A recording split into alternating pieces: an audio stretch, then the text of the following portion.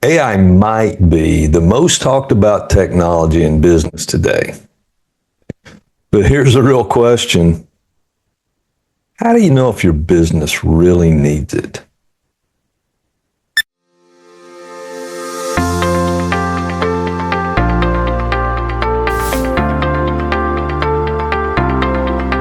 Technology. Strategy. The future of communications. Analysis. This is The Resource.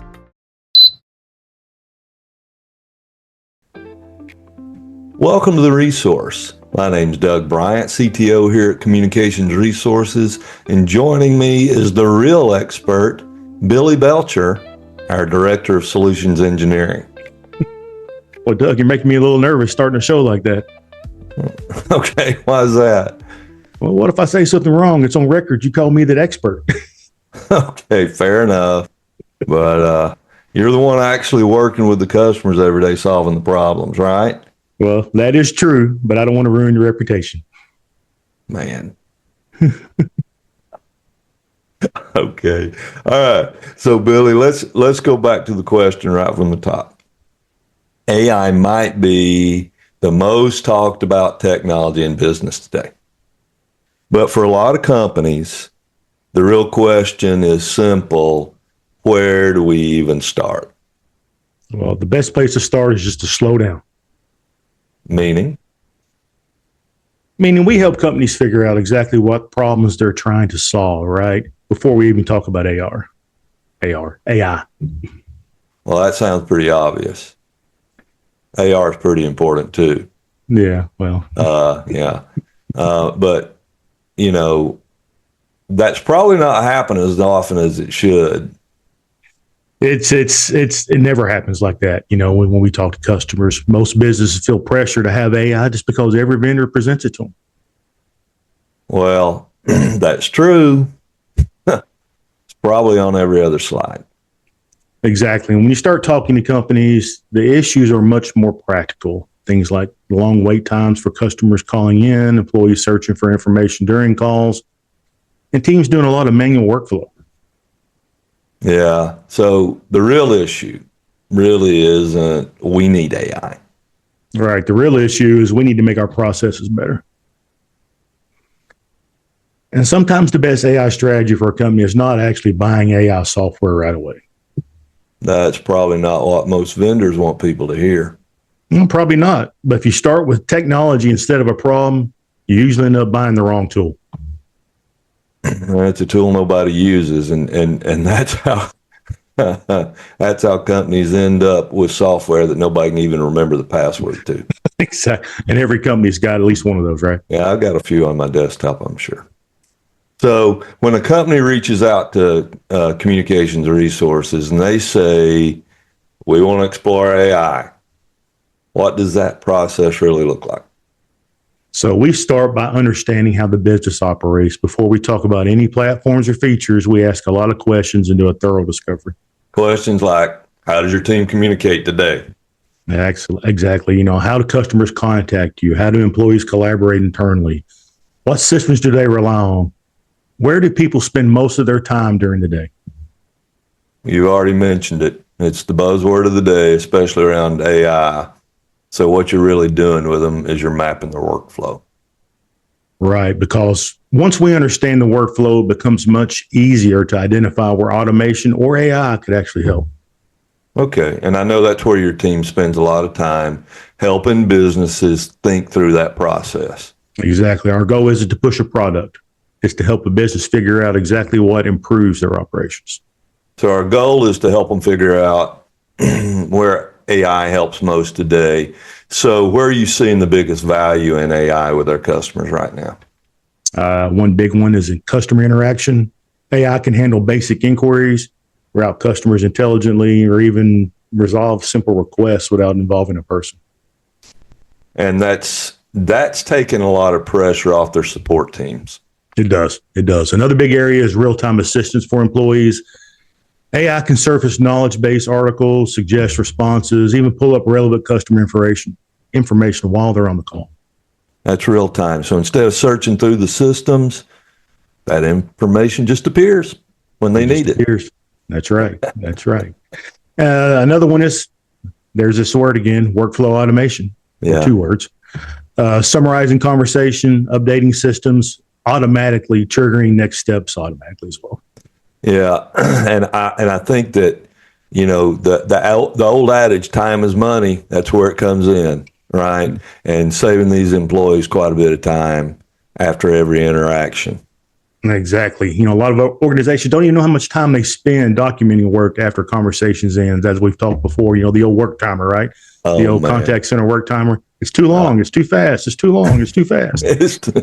Yeah, and that was it was a battle between what was needed and what was required. Right. And this helps even that out. So if you're just joining us, we're talking with Billy Belcher. He's our Director of Solutions Engineering, and he's not only helping us to understand AI, he's helping you to understand a better process of how to get into it. So once you identify these opportunities, the next step is choosing the right platform, correct? Exactly. And that's where things can get confusing because different communications platforms approach AI in different ways. Okay, explain that. Some platforms focus heavily on customer service, self-service, things like AI agents that can answer questions and route customers before they reach an employee. Okay. And that's where we're talking about the time is money. It's reducing a lot of the workload for the support teams. Exactly. Exactly. Others focus on assisting employees during the calls, bubbling up information real time and guiding agents through processes. So it's in the moment. AI is helping right then. Right. Right. And then some other platforms really focus on workflow automation, capturing those summaries, updating systems automatically, and moving tasks through the organization without any manual effort. Yeah. So that's where I believe that your team, where we at Communications Resources, we're bringing the best value. Exactly. I think so because we're not tied to one platform. We take a step back. We work with the customer. We evaluate what actually fits their business instead of forcing a solution. So you come in as an advisor first. Exactly. Our job is to help the customers make the right long-term decision, not just sell a piece of software.